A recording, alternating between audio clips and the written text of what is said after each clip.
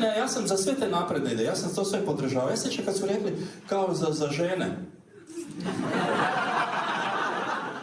Pa ne bez ide problem. Kad su počeli srat za žene, pa i one su isto okej. Kao možda ih ne bi trebali više spaljivati, kao... Ja kažem okej, ajmo razmisliti, znaš, Pa onda djecu, kao ne, oni ne vole kad ih šamaramo, ako ih već tučeš, nemoj sa kopčom, nego sa onim drugim. Ali gdje nas je to dovelo? Imamo sad generacije djece koje nismo tukli, to su najnesretnije generacije djece ikada. Znaš, ko da te batine su imale nekakav efekt usmjeravanja, tak.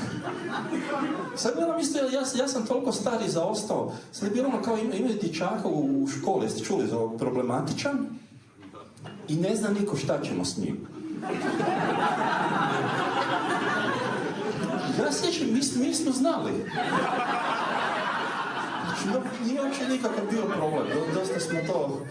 Dosta smo znali šta ćemo s njim.